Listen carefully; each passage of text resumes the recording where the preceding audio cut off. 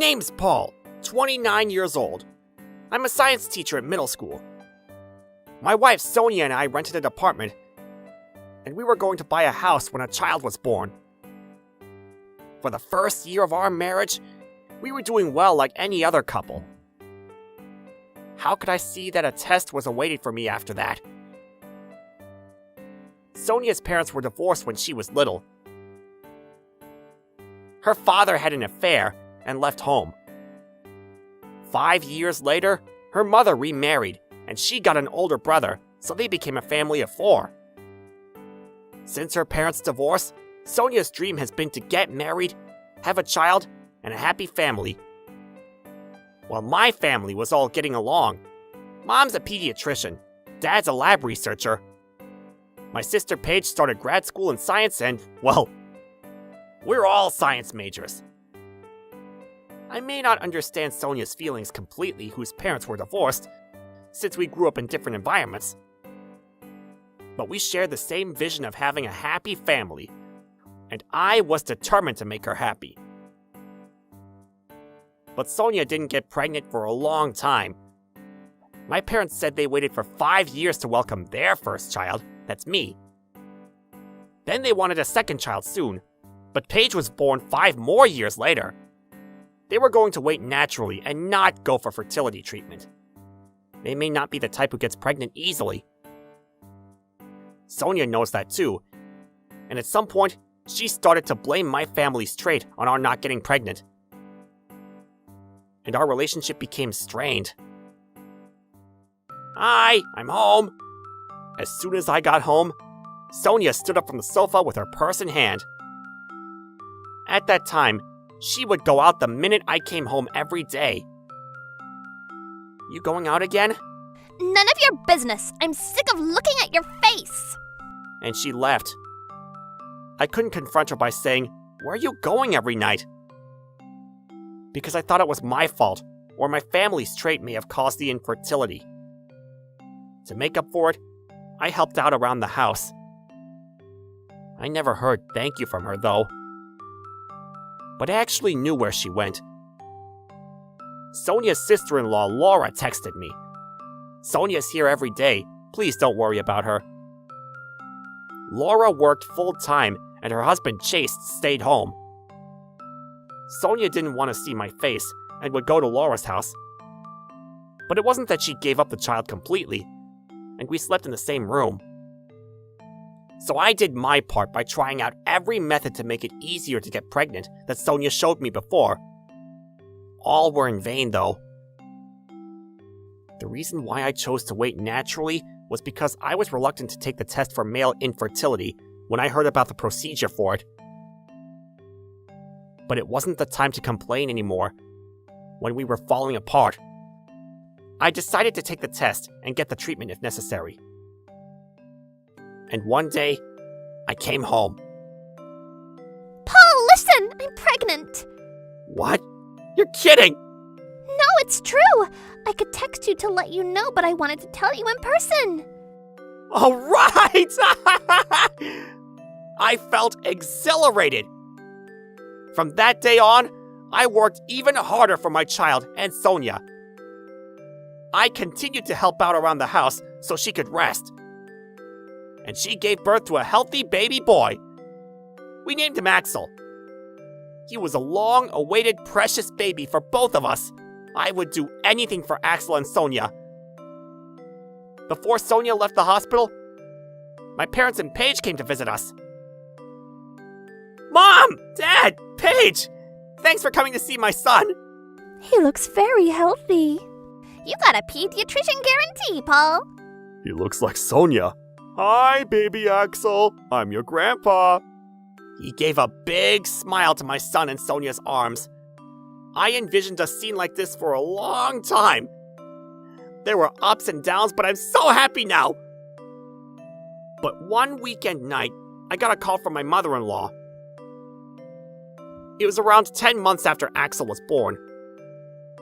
I answered the call on my way home. She asked me to tell Sonia not to bring Axel to her house every day. She said she was happy to take care of her grandson, but the mother should do it, since he was only a baby. I had no idea Sonia took Axel to her mother's every day. I had to talk to her. You bring Axel to your mother's every day? Where are you all day? Huh? It's all your fault. What are you talking about? I've been helping you with housework and cooking so you can focus on taking care of Axel. Do you think that would make up for it? You don't understand anything about my pain. This is because you are sterile. What do you mean by your pain? Make up for what? And I'm not sterile. We had a child. What are you talking about? Well, anyway, I have a lot to worry about. You don't understand. You can't brag about helping me. If you keep bugging me, I'm filing for divorce. What? Why are you suddenly talking about divorce? I know. You can't. You love me and Axel. If you don't want a divorce, stop bugging me. Since that day, Sonia often talked about divorce, like, if you don't do this and that, I'll divorce you. She stopped taking Axel to her mother's every day, but she increasingly got hostile to me, like, your cooking's bad, I can't eat it, or bathroom's dirty, or there's a hair on the floor, etc. She acted like a bully mother-in-law. Before, she was irritated because we didn't get pregnant. But what is it now? I worried about her before getting angry at her. I heard that women can be emotionally fragile after childbirth. So I tried even harder to work, do the housework, and take care of my son to ease her mind, even though she kept saying harsh words to me. Weeks passed, and when Axel was 15 months old, she told me she was asked to go on a trip abroad for a week by a few friends from college. She was constantly stressed and hysterical, and I thought she could take a break from it all and said, "Why don't you?" It was during the summer break at school, and I could be with Axel. But on the day she left, Axel kept throwing up and having diarrhea. He looked sick. I brought him to the hospital where my mom worked. After the routine exam, she told me it'd be a good idea to draw blood to check for the infection. Axel cried out loud when he felt a needle. Hang on, Axel. Daddy's here. The diagnosis was the vomiting and diarrhea from the common flu. I was so relieved it wasn't a serious illness. I'll take care of him well. I was listening to Mom's advice, and she turned rather seriously. Paul, it's not easy for me to say this, but... Then she showed me some charts. What the hell? I couldn't make out anything, and I almost fainted and fell out of a chair when a nurse supported me.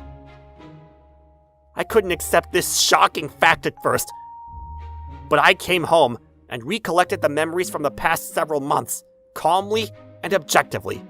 Then I concluded that I'd never forgive this betrayal. I decided to give the right kind of punishment to the right people. After a week, Sonia came home. As soon as she entered the house...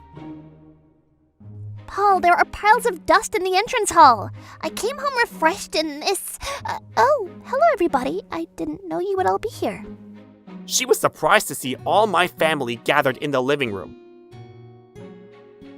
When Mom broke this shocking news to Dad and Paige, they worried about me and came here. Hi, Sonia. Did you have a good time? Oh, I'm sure you did. Oh, I wish I could travel abroad. Did you say you're refreshed? Oh, I'm jealous. Well, have a seat. Sure? Sonia sat down. Sitting across from her, with Axel on my lap, I looked into her eyes and told Sonia straight, "He's not my child, is he?" What? Her big, opened eyes showed she was nervous. That's terrible! How could you say such a thing? I endured pregnancy and brought this child for you. He's got blood type AB. What?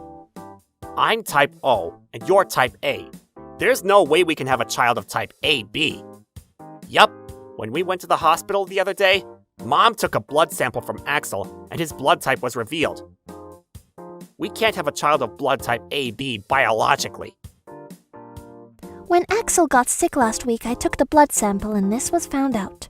Can you explain this to us? I don't know what you're talking about. I have no clue. He is certainly Paul and mine's child. Then let's take a DNA test.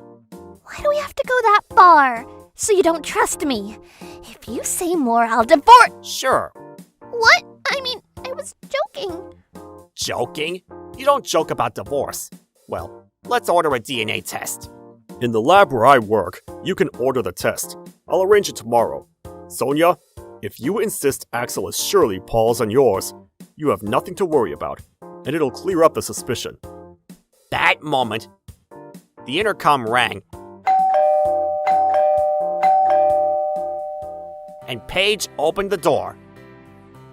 The guests she invited were Laura, who glared at Sonia, and Chase, looking falling apart.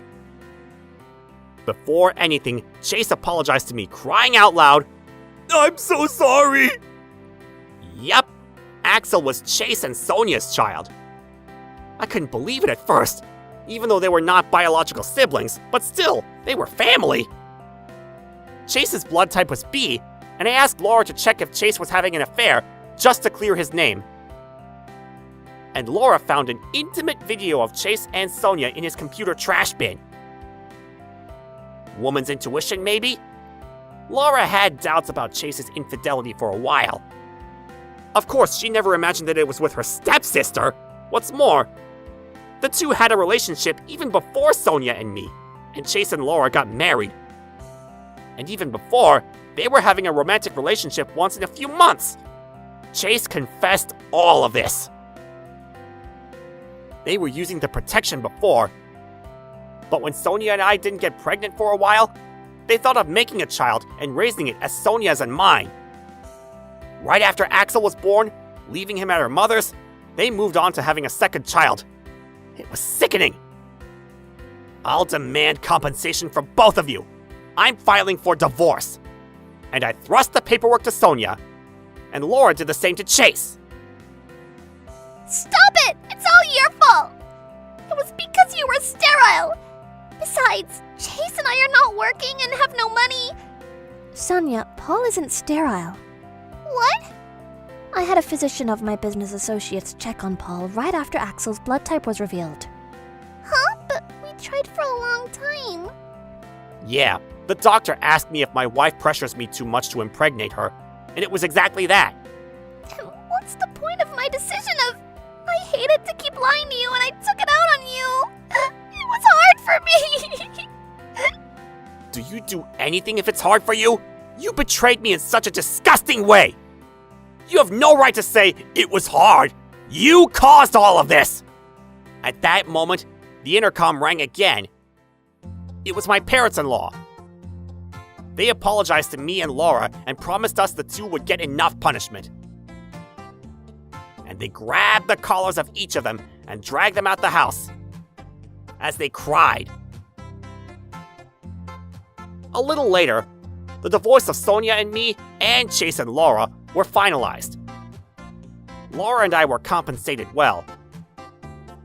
The parents-in-law backed us up too. They're gonna raise Axel now. They also sent Sonia to their acquaintance hotel to work. Chase was sent to a farm of another acquaintance. Sonia had to do everything around the hotel, and the manager was very tough. She was yelled at daily and lost her weight. In the farm where Chase was, the work itself was hard enough, but the owner was a big, tough guy. Chase worked on the field crying out. The earnings from them are already deposited to me and Laura. After we get compensated, it'll be used for Axel's child support. They will never get to use the money they earn. Aside from field work, they're also assigned some office work. They don't have enough time to sleep, and their health has deteriorated. What goes around, comes around. As for me, I moved to another apartment and am living alone. Life after being free from Sonia is easier and very comfortable. My family helped me to move. You got a great view from here. Yeah, you're lucky to find it here, Paul. I know. My ex-parents-in-law introduced me to a realtor of their acquaintance. It's reasonable, too. Guys, let's take a break. I made burgers. Thanks, Mom. Yay! my favorite BLT with extra cheese. Thanks, Mom. My name is Paige and I'm 23 years old. After graduating from college, I started working at my father's company. At first, there were a lot of things I didn't understand, and it was tough, but recently I've gotten the hang of it finally. For a while, I've been thinking that once I settled into my job, I'd get my own car. Until now, I've been sharing a car with my parents, but now that I'm a working adult, I feel it's time for my own. So today, I went to a nearby car dealership. But as soon as I walked in, I heard the voice of a nearby salesman. It seemed I was the only customer in the store at the moment. Then I heard... John, this is exactly why your sales numbers are bad. You should learn from me, your senior. Ugh, seriously. I just had to deal with that cheap customer. What a waste of time. You're not gonna hit your target with this attitude. Poor people like that will only buy cheap cars or just waste your time listening to you before leaving. I know my sales numbers aren't great, but I don't want to take customers from other salespeople or lie to them with sweet talk just to sell them a car. I don't want to do that. What? Who do you think you are, playing the good guy? Sales isn't about that. You should be stepping on others to boost your own numbers, even if it means using dirty tricks to sell. That's just how it is. Don't talk back to me, the top salesperson. You're just a low-level guy. Oh, I can't believe I overheard such a raw conversation. That Ben person. I get that salespeople sometimes have to prioritize their targets over emotions, but hearing stuff like ignore poor people and lying to customers to sell them cars just makes me not want to buy from that person. On the other hand, John seems like he might be the decent guy. I found a few cars that catch my interest, so before making a decision, I'll take one out for a test drive first. So I walked up to the two of them, pointed to a sports car, and said, I'd like to test drive this car. But then... Huh? How about a light car instead? What? Ben, seriously, are you saying the same thing you just told the other customer? I'm so sorry, customer. Shut up! Watch and learn how I handle customers like this. What? Handle customers? What an incredibly rude guy! He's just so inconsiderate! But, wait, I guess it's true. The way I look right now, I'm wearing a simple t-shirt and jeans with worn-out sandals. I mean, this place is really close to my house, so I just came as I was. Maybe I should have dressed a bit more appropriately? Plus, I have a baby face, and I know I can come across as easily underestimated, but no! I'm a customer, right? There's no way he should be treating me like this. No, this is totally wrong. I need to stand my ground and be assertive. Do you even know how much this sports car costs? It's $84,150. Huh? I know how much it costs. Sorry, but it seems unlikely you could actually buy this, right? You're just here to test drive it, take a picture, and post it on social media to show off, huh? There are people like that taking photos with luxury cars they didn't even buy and posting fake bragging posts like, I got a luxury car! It's creepy. Ben, seriously, enough! Honestly, it's a hassle for us too, people like you. Please, leave. Then get this. Ben literally waved his hand at me like I was some kind of bug. How can you be so rude? I was actually thinking of buying this car. Huh? It's okay to show off like that. You're just talking big, right? Oh, look, a customer in a fancy suit. Suddenly, Ben ran off, and when I looked in the direction he was headed, I saw an older man in a designer suit standing there. Hello, welcome in. Ben was practically bowing and rubbing his hands together. What's with that sudden change in attitude? The way I was treated was completely different. Customer, I am truly sorry. At that moment, John bowed to me deeply in apology. His sincere apology made me feel like he was genuinely a good person. I also thought, poor John, he must have to deal with that inconsiderate Ben every day. I feel a little bad for him. If you'd like to test drive, I will personally guide you with all my heart. I'm truly sorry for what happened. No, you're not at fault. I lost my temper there. With John's apology, I decided I would go ahead and buy a car from this dealership. Well, I'm definitely not buying anything from that Ben, though. From then on, John guided me with incredible care. Even during the test drive, we didn't just talk about the car, but also had a fun conversation about personal things. After everything with Ben, I'm glad I didn't just get angry and storm off. If John is handling things, I feel like I could make a great purchase here. However, even though I narrowed it down to 3 cars I wanted, I still couldn't decide on just one. So I decided to go home for the day, think about it a bit more, and come back later to make my decision. Then, when I returned to the dealership... Huh? Are you the customer from before? You're back again? Ben said, giving me a condescending smile. Ugh, this guy is so annoying! I was irritated by Ben looking down on me, so today I came dressed in a proper suit and designer shoes. Yes, is John here? Huh? Hold on a second. Did you buy that suit and shoes just because I said something to you last time? You're seriously a funny customer. Anyways, where's John? Oh, John? I think he's in the back talking to the branch manager. But, I have to say, your outfit doesn't really match your level. Excuse me? It's like seeing a middle schooler in a recruitment suit, all excited about it. Anyway, whatever. You came to test drive again, didn't you? You probably just want to take a picture and post it on social media, bragging about how you bought a luxury car, right? It's such a huge hassle for us. We don't have time to deal with customers who aren't even planning to buy, so go ahead and head home. This guy!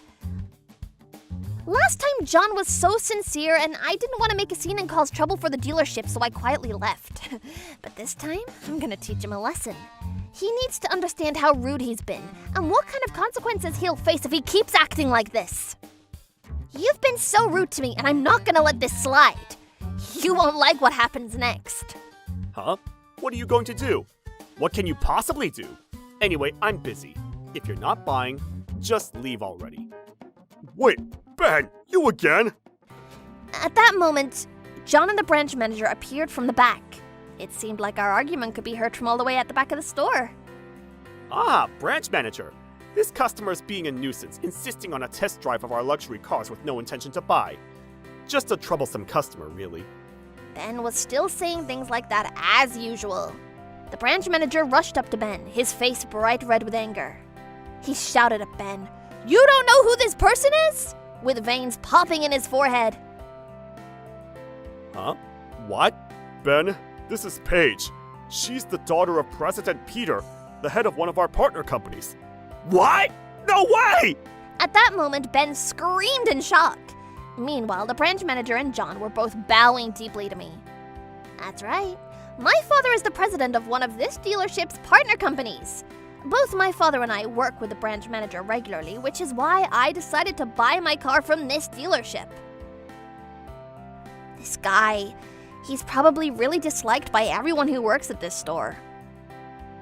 I'm sure the branch manager and John have already told the other employees that I am the daughter of a company president. Ben, who doesn't have many friends, probably never got the chance to hear about my background from anyone. What? I didn't know! I tried to tell you about Paige the other day, Ben, but you didn't listen to me at all. You just called her that poor-looking test drive lady and kept rambling on about how we shouldn't waste our time with such customers. I see. John is a really kind person. Even though Ben is like this, John still tried to inform him about my background to make sure he didn't make a mistake. What? Don't say that in front of the young lady! Paige, everything he's saying is a lie! Oh, so now that you know who I am, you're changing your attitude. You were rude to me before, telling me to leave and calling me a nuisance. It's too late now! Everything you said, I'm telling my father. Got it? Yes, ma'am! Ben let out a short scream and took a step back, his face completely pale. Sweat started to bead on his forehead as he panicked. Well, serves him right. Anyway, John, I've decided on the car I want to buy. The 3 I was deciding between, I'll take all 3, all at once. All 3 at once? Understood. I truly apologize for the behavior of our staff, and thank you so much. John, you don't need to apologize. Branch manager, John is an amazing salesperson. He's been so thorough and helpful. I'm really grateful. Also, I'd love for my younger brother to be helped by him too. Your younger brother? Is it Mr. Peter? Yes, my brother is starting a taxi company soon. He's thinking of buying around 200 cars, and I'd personally like to introduce him to John. 200 cars? Oh, thank you so much. I'll be sure to assist him properly. Wait a minute! Wait a minute! Huh? Paige, I've been working in car sales for 10 years, but it seems my judgment has been totally off. How disgraceful! How disgraceful of me! But now I can clearly see you, Paige, are not just ordinary. You have both grace and aura that set you apart. So how about you purchase and your brothers? I'd love to be the one to assist you. After all, John is at the bottom of the sales ranks here, and I'm at the top. I'm the best choice, so please, let me handle it. No thank you, you shut your mouth. I hate people like you who judge people by their appearance and change their attitude depending on the customer. Branch manager, as I said before, I will tell my father about everything, so please take the appropriate measures. The branch manager bowed deeply and said, I'm truly sorry, I understand. Wait, what do you mean by measures? Paige, please forgive me. Ben suddenly dropped to his knees and tried to cling to my feet. But the branch manager grabbed him by the collar and stopped him. Then the branch manager said, I need to have a word with you. Come with me, and dragged Ben into a room at the back of the store. Wait, branch manager, where are you taking me? Paige, please, I beg you, please forgive me! Soon after, the door to the back of the room closed, and Ben's screams faded away. The only sound left was the cheerful music playing in the store, echoing pleasantly.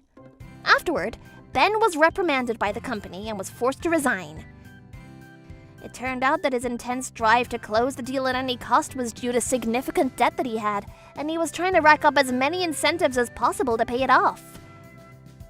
He was really into luxury brand items and had been buying them excessively. In this tough job market, Ben struggled to find another employer willing to hire him, so he ended up spending his days working various part-time jobs. He worked from morning till night at a family restaurant and then at a factory late at night. However, at the family restaurant, he got fired for saying things like, "Don't come to our restaurant if you're bored," to the guests. At the factory, he constantly bragged to his boss, saying, "I was the top salesperson at a car dealership," which led to a big fight. It seems he didn't take his job seriously, and since he wasn't useful, he got fired from the factory as well. His next part-time job went the same way, and eventually he couldn't afford living expenses or pay off his debts. Now he works late-night shifts at a convenience store doing traffic control. With his personality, he had already been cut off from his family, and since he had no friends, there was no one to help him financially. He spends every day being yelled at and used by people much younger than him, feeling like he had no escape. I found out all of this from John, who told me. Actually, John and I are in a relationship now. We're super close and very much in love. With Ben gone, John became the top salesperson and everything worked out perfectly. Oh, and the other day, when John and I were on a driving date, honestly, buying this sports car with your recommendation was such a great decision. The ride is amazing! But isn't it usually the guy who drives on a driving date? Oh? The idea that the guy has to drive on a driving date is so old-fashioned. I love driving, so it's fine. I see. Well then, I guess I'll just enjoy watching your beautiful profile while you drive from the passenger seat. Stop it! You're making me blush! I'm so happy to be in a relationship with John like this.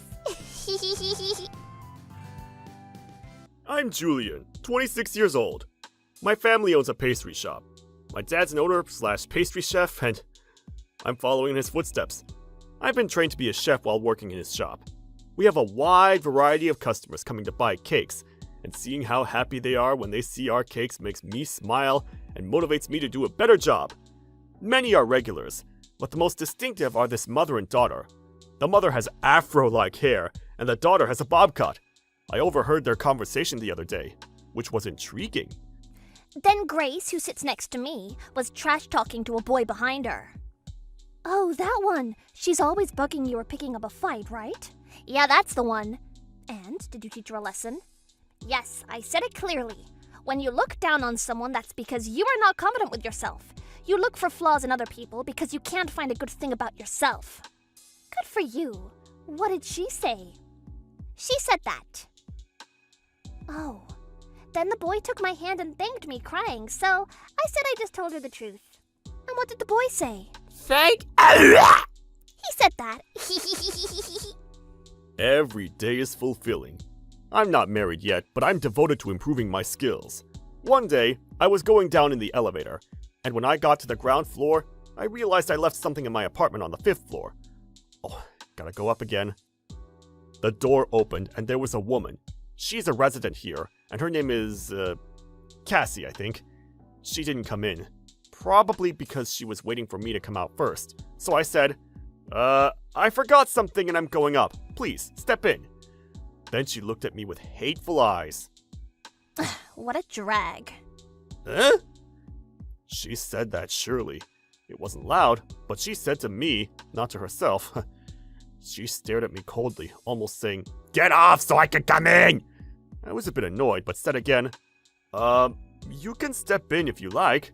And suddenly she gestured, "No!" with her hands and said, No way, absolutely not. Then she turned on her heels and walked away. Whoa, nasty.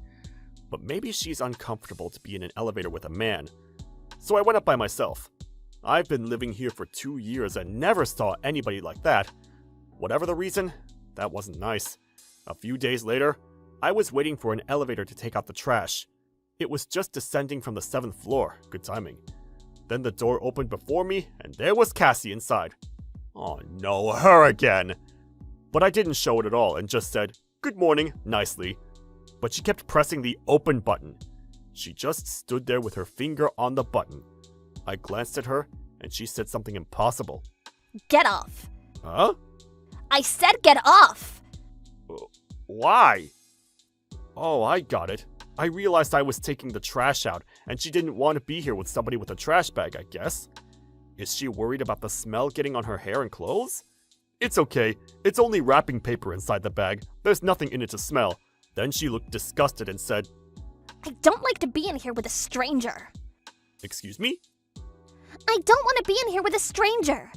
Good-looking guy is one thing, but I don't want to be with a loser like you, so get off! What's with this woman? Then why is she living in an apartment complex? She sounded ridiculous, so I said, "Then how about you getting off?" What? Huh? I was here first! Is this elevator first come, first served basis? No, but I'm saying I don't like it. Do you speak English? You understand English, right? Now get off! Why do I have to get off? It's an elevator, not a bathroom. What's got to do with a man or a woman? So I said firmly, "No, I'm not getting off." And she reluctantly released the open button. What kind of woman is she? And she's not getting off at all. The elevator descended in an awkward atmosphere, and we didn't say anything more. When the door opened at the ground floor, she stormed out and left. What a selfish woman. I took the trash out and headed to work. She made a bad start to the day for me, but work is work.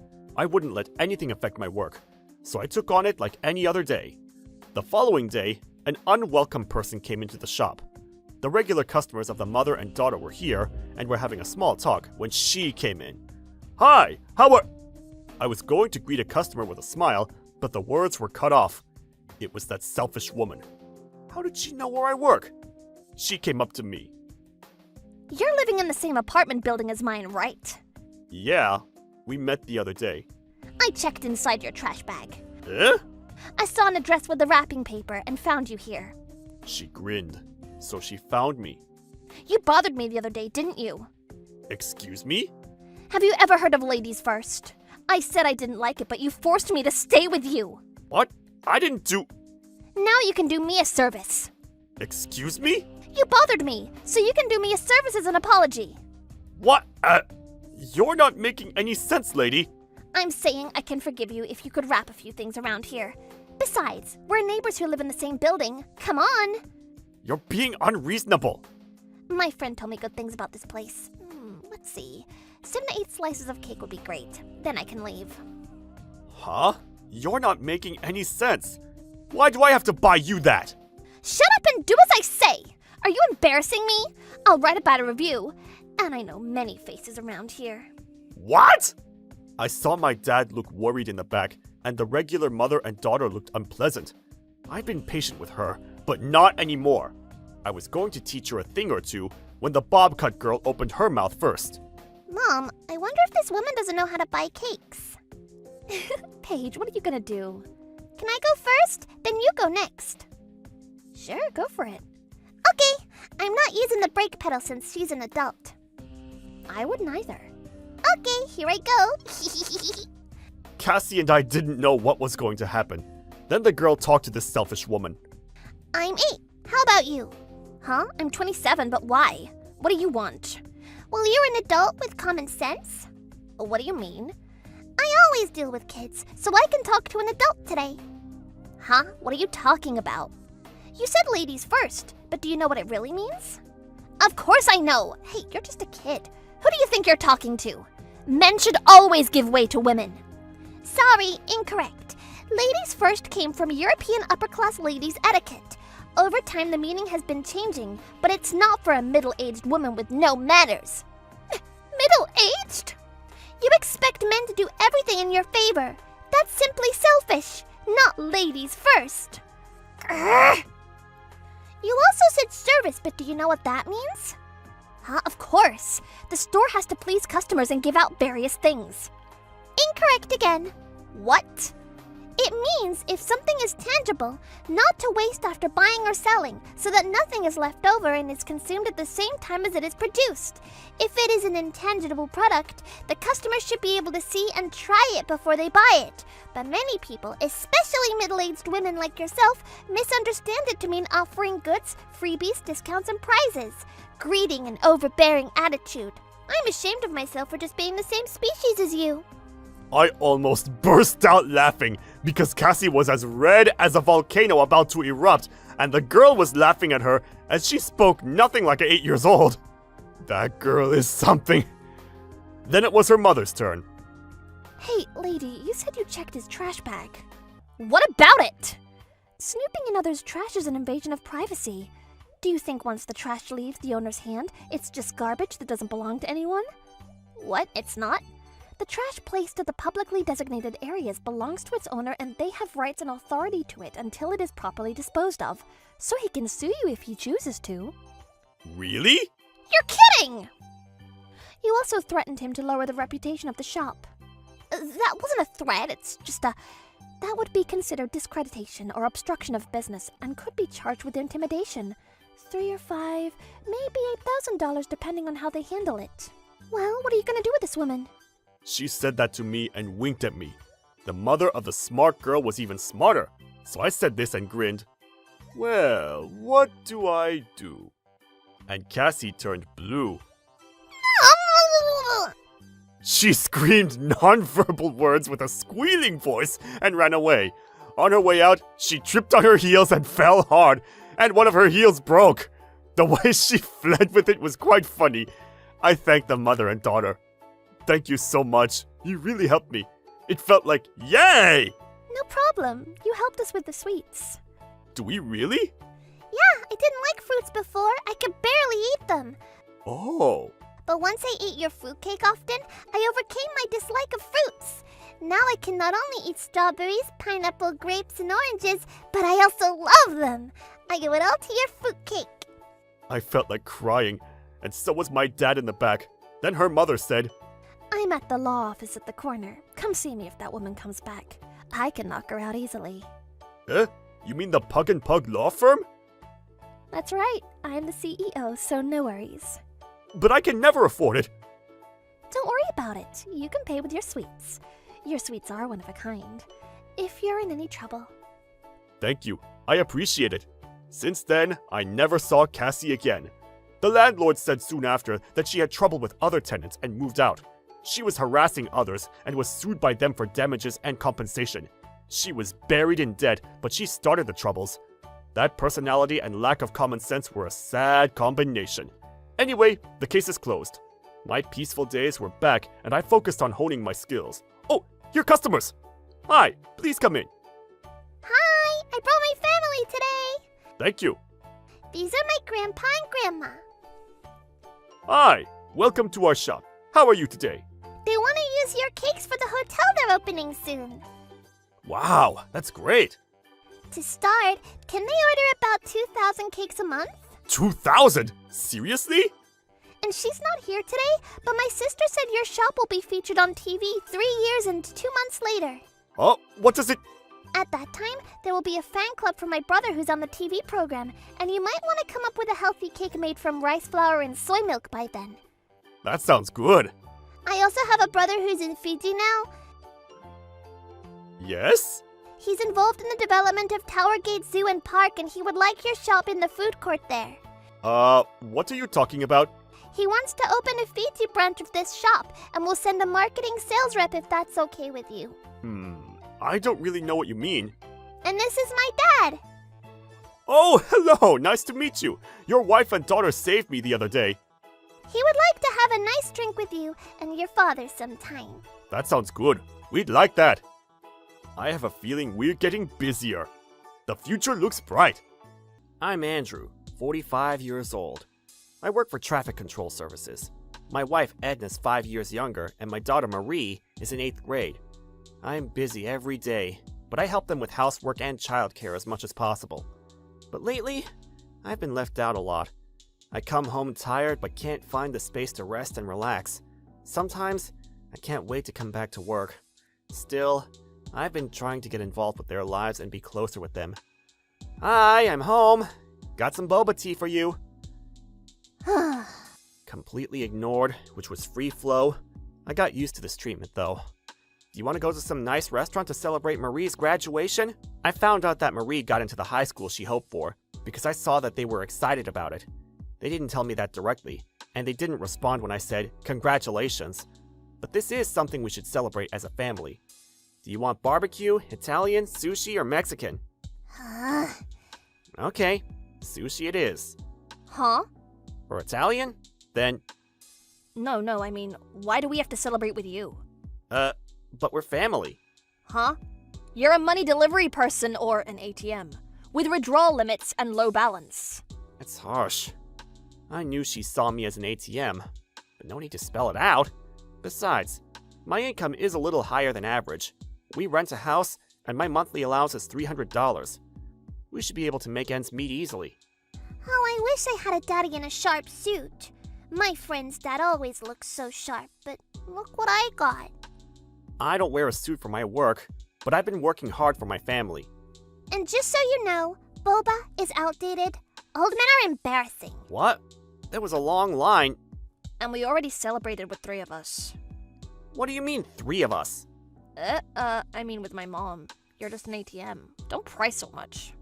She didn't have a good term with her mother. But a family should celebrate together. I want to be there for her too. Oh, please, no thanks. I'd be embarrassed if someone saw me with you.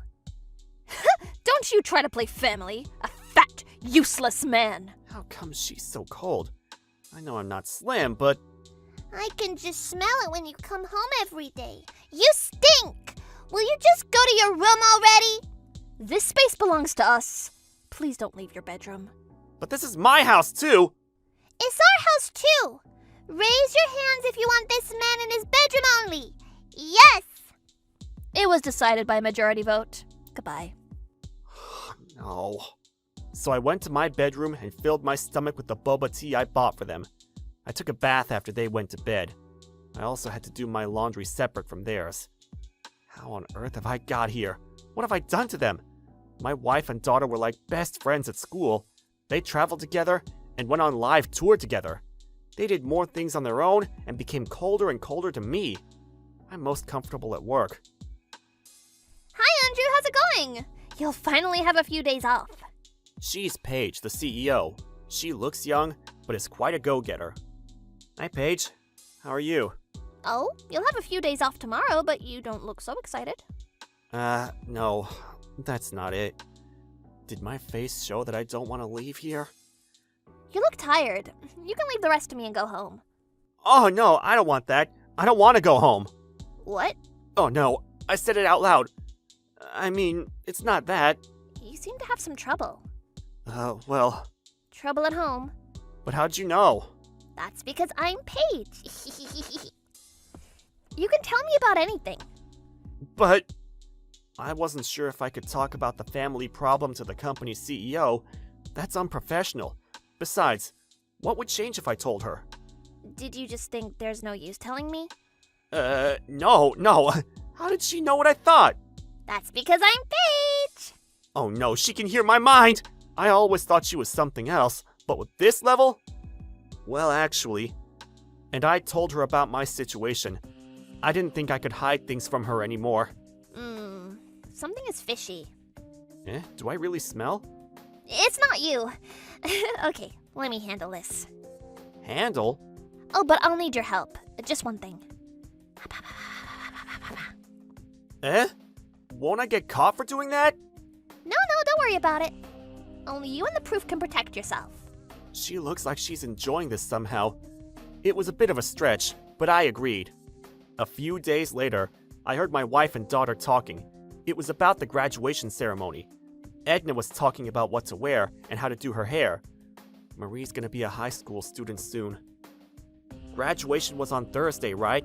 What does that have to do with you? I'm just checking the date. I'm coming too. No, don't come! I didn't ask you to! You're the biggest embarrassment of my life! I'd quit being your daughter if I could! I'll go to the salon and I won't embarrass you. Don't worry about it. Is there a magician in that salon? No one can fix you no matter how hard you try! Marie? Why do I have to be hated so much? I'm just trying hard to restore my familyhood. The next day, after work, Paige told me about a good pizzeria, and we were on the way to the place. I didn't have much of an appetite, but she wanted to hear my review, so I couldn't say no.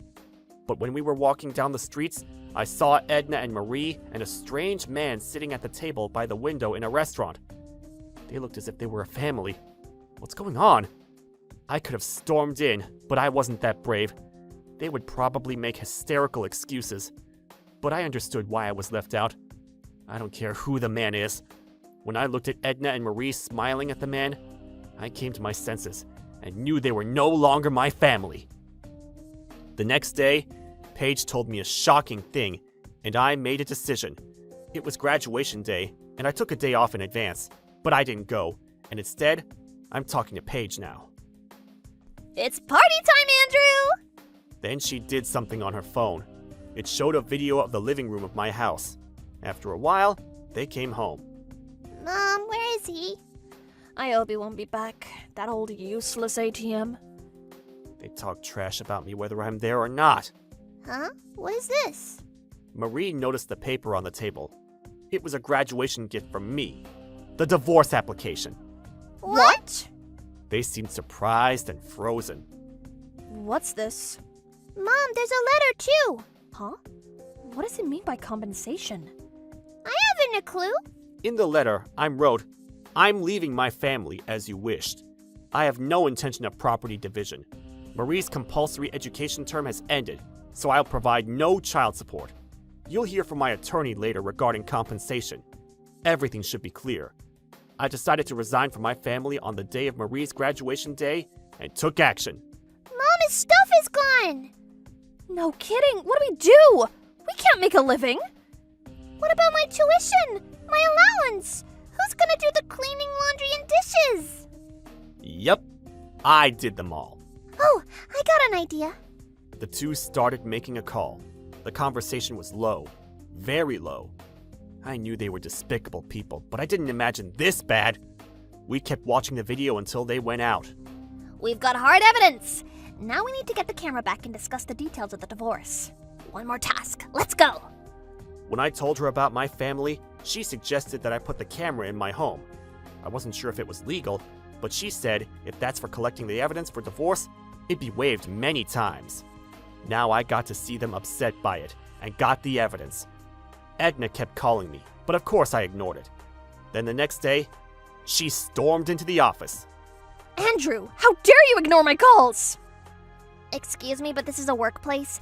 Also, it is customary for the parties to communicate through their attorneys during the divorce proceedings. That is, if you have common sense. Who is this woman? Are you having an affair with this woman? You bastard! Hey, calm down. She's the CEO of the company. Luckily, there weren't many people in the office. But how senseless could she be? How could I calm down? What's with compensation? I didn't do anything to be responsible for that. I agree with divorce, but I demand $3,000 monthly until Marie graduates from college. I don't know about that. You don't need that. You are getting a new ATM, right? You were gonna divorce anyway. What's the fuss now? You're weird. Shut up! How do you know those details? You two must be having an affair. That's... Impossible! Andrew and I are both responsible adults. Smart people don't commit adultery. That's common sense. What do we get out of adultery? In many cases, you have to pay alimony. You get a bad reputation as a cheater, and could get kicked out of the house and around family, even in the workplace in the worst case scenario. There's zero merit, and why would I do that? The statistic shows 90% of the couples who had an affair would break up once the adultery was revealed. Even though they might whisper each other words like, "This love lasts forever," etc. when they're together, once they face the rude awakening of the reality of paying a huge compensation, bad reputation that can end one's career, they most likely say goodbye to their partner. They may lose family, relatives, jobs, money, and trust. They may lose everything, but keep the partner? Pfft, no way! But there are still people who do it. Those are stupid and bad life partners. No, there is a merit in adultery. Eh? Like what? You can go out with a good-looking man and get financial support. You lied and said you were a single mother to get financial support? Yeah, they believe me easily. Julio? You idiot. Julio, what are you doing here? What's going on here? I think that's Andrew's question. Yeah. Who's that man? I know him, though. Paige dug deeper into this and found out Edna was having an affair with this man, Julio. This is different from the man in the restaurant who was good looking. Well, I can explain it for you. He's Julio, Edna's new ATM candidate.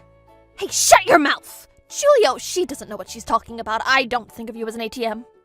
What else then, my darling? New daddy? Edna has been seeing Julio for over a year. She said she was a single mother and asked him to help with school tuition, after-class activities, and household expenses. That sounds exactly like using an ATM.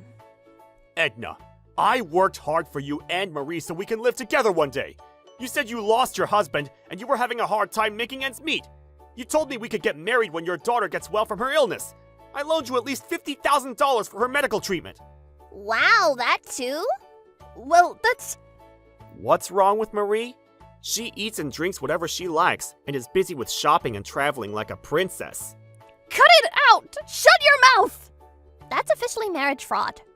That's not... I was really going to divorce and marry Julio! Is that so? Wasn't Ricky your main man? Oh, how do you... Because I'm Paige! You also told Ricky you were a single mother, right? He wasn't an ATM candidate, but he was kept for good looks. You were really into him, weren't you? I know you gave him so many gifts. High-end brand of wallet, briefcase, and... Wait, stop it! Did you do that with my money? No! In what way? You were a housewife with no income. You pampered yourself with the money that Andrew earned, and when that ran out, you found another source of income. How do you know all of this? Because I'm Paige! By the way, when Andrew left you the divorce papers, you talked with Marie and decided to remarry Ricky. That's how much I know. What? What's more, when you told him you wanted to marry him, he dumped you! No! Shut up! The day I left the divorce paper and left the house, Marie came up with an idea of Edna marrying to her lover while keeping a new ATM. They were figuring out which man should be her dad, not knowing we were watching them. When she called the good-looking guy, he said no, because that felt too heavy for him. By then, Julio was fully informed and didn't answer her calls anymore, but came here to sort things out. Oh, Julio will fall for marriage fraud. Please! I was going to marry Julio once I divorced. Please believe me! I broke up with Ricky. I'm free. Please don't worry about anything. Just let me be your wife.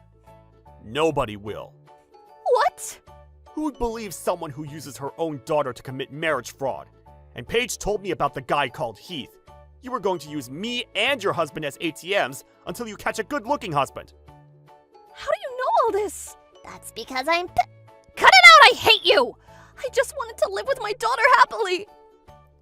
So you deceived and hurt people to get what you wanted? How long did you think that would last? You'll see the end of you. Oh no, what'll happen to us now? Julio filed a report as he declared marriage fraud, and Edna was taken to the police station. Marie fabricated her illness and lied about other things along with her mother, and was also taken to the station for involvement in the fraud. When our divorce was finalized, not only for infidelity, but also their verbal abuse, she was held accountable as compensation, and I was awarded $35,000. She had her parents' help to pay for it, but it seems she was severely disciplined. I'm living alone, but content getting my peaceful life back for the first time in a long time. How's your new apartment coming? Very nice. I feel safe and peaceful thanks to you. Glad to hear that. But how did you find out all about Edna? She helped me a great deal, but I've been wondering how she did all that in a short time. She said she didn't use a detective agency. Do you want to know? Yes! It's because I'm Paige! Eh? There's no case I can't solve. I knew she was extraordinary. I'm lucky to work under her. I'm Phil, an ordinary 56-year-old man. I have 4 grown children with my wife of 35 years, Penny. My 2 boys are living on their own, and 2 girls are living with us. All of my children are unique and talented, while I'm pretty plain. They teach me a lot. They probably have more of Penny's DNA. I'm just a factory worker, but she always supported me and raised my wonderful children. I can't thank her enough. It's almost 20 years since I started working at the factory. Time flies. Is it already? In your younger years, you didn't get a real job when we had 4 kids. I thought about divorce more than a few times. That's true. When I was young, I had doubts about my life and couldn't figure out how to live. So I tried out many different things and ended up traveling to figure it out, leaving my wife and children at home. I was a burden to Penny and probably the worst husband. Then I met Mr. McAvoy, the former CEO of the factory where I work now, in one of the destinations of my travels, India. Upon coming home, I was hired at his factory in America. We're a manufacturer of precision machinery, and I've been involved in the production line and machinery management. I never thought I was cut out for this kind of work. Mr. McAvoy saw my manual handiness and focus. You're right. I'm so happy that you've settled and the kids are all grown up. We owe him so much. Yeah, at the same time, I owe you so much, Penny. The products I was involved with were well received and recognized as world-class technology. A craftsman working in a factory, so to speak. Unfortunately, Mr. McAvoy fell ill last year and passed away soon after. And it was his only son, Tim, who was famously selfish, who took over. Mr. McAvoy was a great leader with a keen eye for the work, but not for raising a child. Tim never really worked until he was 40 and knew nothing, then suddenly became CEO of a company. We were the ones who suffered. I'm trying my best to operate the factory because I owe this to my mentor, Mr. McAvoy, but his son hadn't the slightest idea. Who's in charge of this line? I am. It's taking too much time. Speed it up! As soon as Tim entered the factory, he raised his voice. He didn't know the first thing about the factory, but he said this and that. Sorry to say this, but if we speed up more, quality will be affected. Tim valued time more than quality, which often conflicted with me, who had maintained quality work.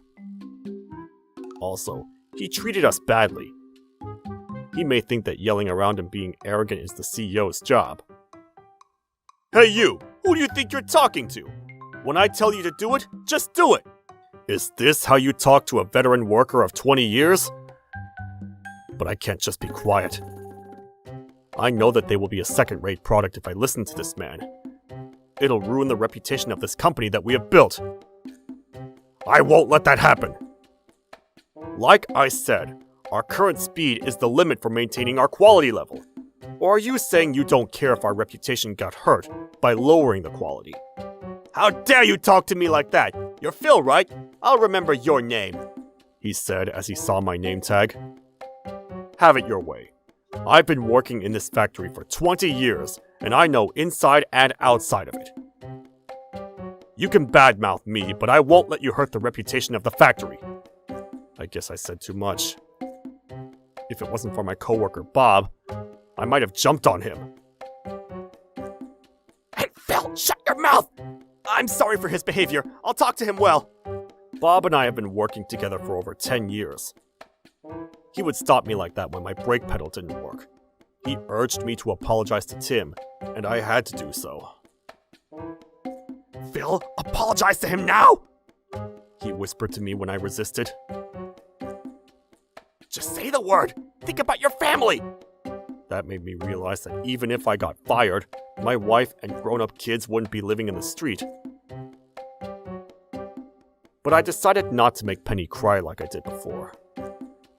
I'm sorry, sir. I was out of line. I was forced to say. You idiot employee! Don't forget! There'll be no next time! He pridefully said and left. Sorry, Phil. We're totally with you, but we just can't risk our jobs.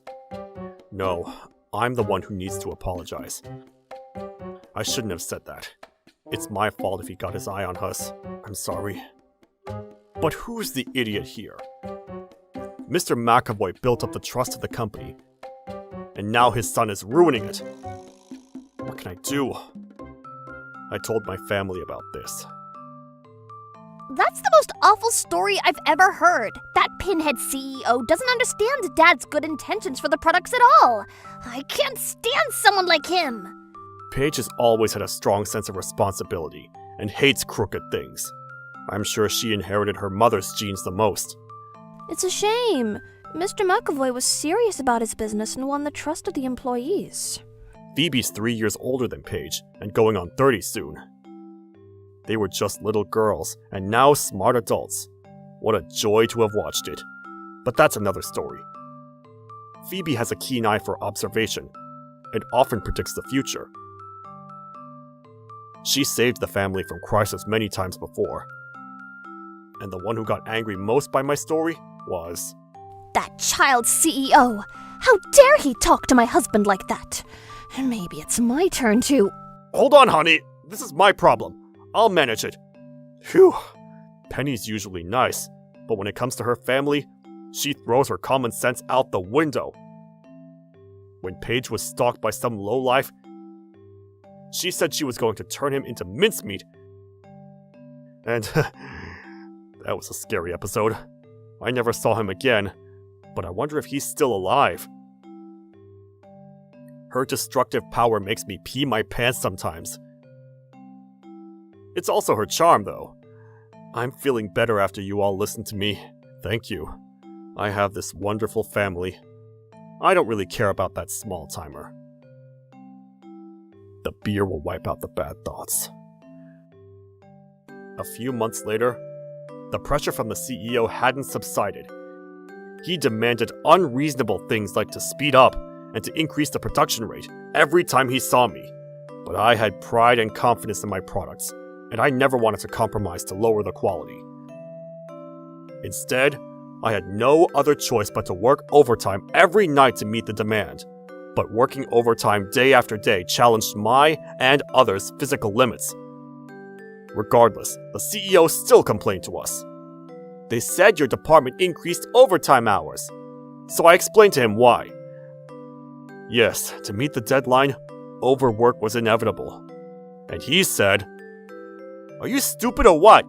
Even if you meet the deadline, we won't make a profit if we have to pay you overtime. I'd say you're slow. I won't allow you to work overtime from today. I won't pay you a dime if you do."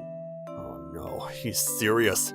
He doesn't understand, or rather, he has no intentions to understand how our line operates. You may not know this, but they buy our products for quality. We can't compromise the quality even though it may take a little longer. Huh? When did you become a businessman? It's my job to decide how to operate the line and workers, not yours. The order from the CEO is absolute.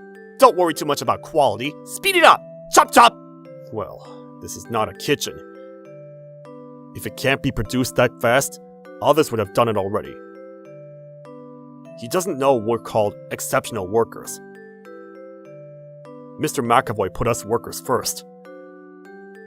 I was irritated with Tim. Bob, next to me, looked anxious because I was about to explode. But I had to say it clearly. Sorry to say this, but if you force your way, we'll lose our customers. We've come this far by steadily creating small, precise parts. Your father didn't compromise its quality and made better products than others. I can't betray his wish by making lesser products. I said that to make my intentions clear so that he might understand. But his reply was something unexpected.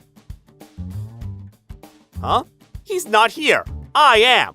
Don't bring up his old-fashioned idea. You don't have a say in this. He continued. Hey, Phil.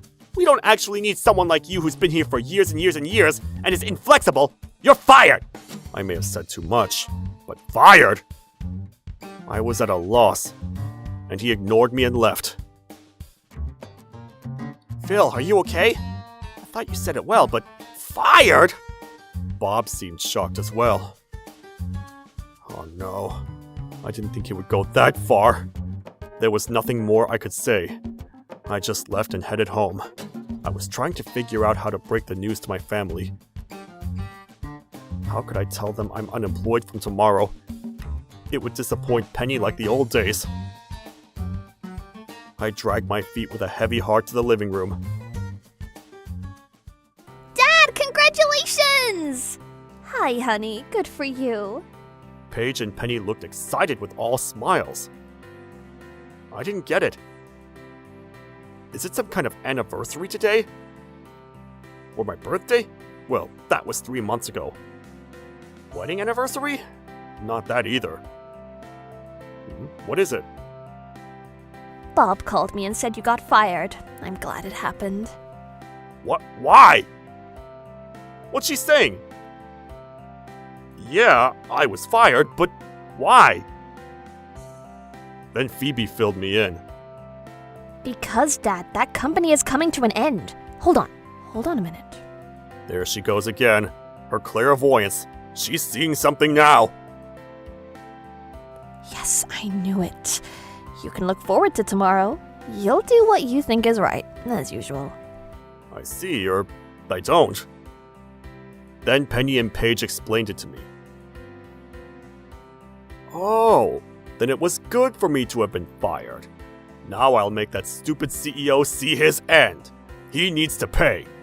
Now tomorrow looks bright. The next day, I came into his office for the resignation paperwork. Hey, trying to be clingy, huh? Do you want to take back what you said to me? How low can this man go anyway? I'm not here for that. I just stopped by for the paperwork. He seemed surprised for a moment, but... Oh, you're being pretty bullish. It's good news to me if you're not here anymore. When we were talking like this, a clerk came in, upset. CEO!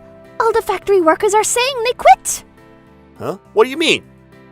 Then Bob and all the factory workers stepped into the office. CEO, if you fire Phil, we all quit. Most of the younger guys started working here knowing Phil's reputation. And we veteran workers can't work under your direction. We've been patient, but if you fire someone as serious and skillful as Phil, we can't work here. We'll quit. What are you talking about? Phil's just one worker among all... While Tim was upset, a younger guy spoke. Phil is a legendary level craftsman in this industry. We applied to this company to learn skills from him. If it's not for him, there's no reason to be in this dump. Thanks. Thanks for that. Are you that big in the industry? Tim looked astonished hearing what Bob and a young guy said. And he surprised me. In that case, can you stay, Phil? I'm taking it back. You're not fired. I was shocked at the sudden change in his attitude. No, I don't want to. I'll never come back, I said, firmly. Huh? Why not? You'll get a raise. How about that? Or if you want an executive position. I heard this company's in trouble. While we were working our butts off, you were drinking, gambling, spending money on pretty girls. After you spent so much money on them, you used the company money too.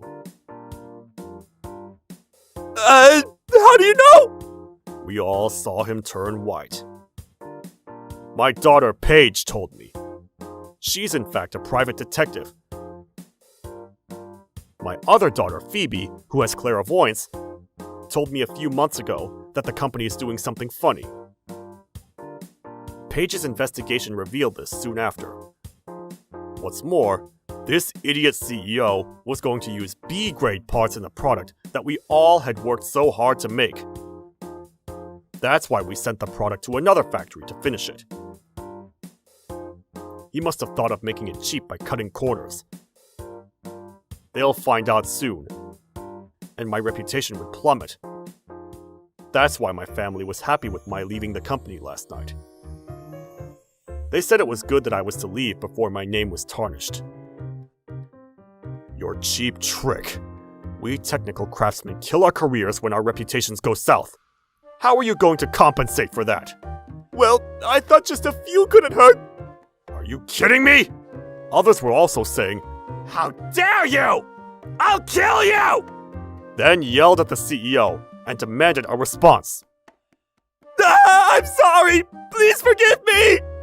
Surrounded by many workers, Tim cried in a pathetic voice. If I didn't, my coworkers would end his short career. I casually walked away. Serves him right. Later, all the workers resigned, and the factory was closed down in no time. In other factories under the same company, workers resigned, and the company went bankrupt eventually. Tim lost everything and got into debt. I heard he's chasing after tuna and crabs in the ocean.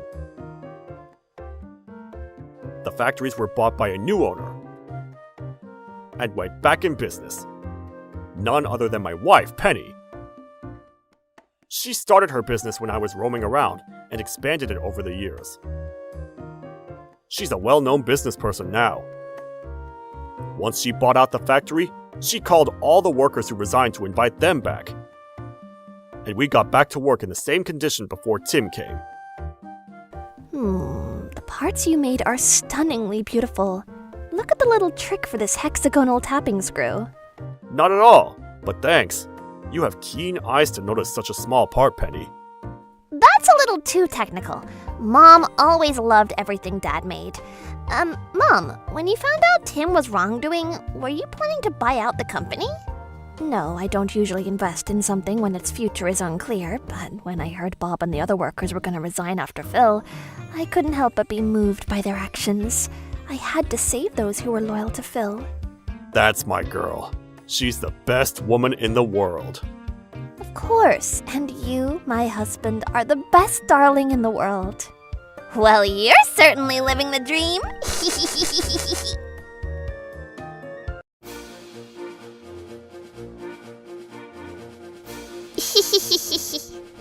Thank you for watching! What kind of crazy people will we get to see next? Stay tuned for more!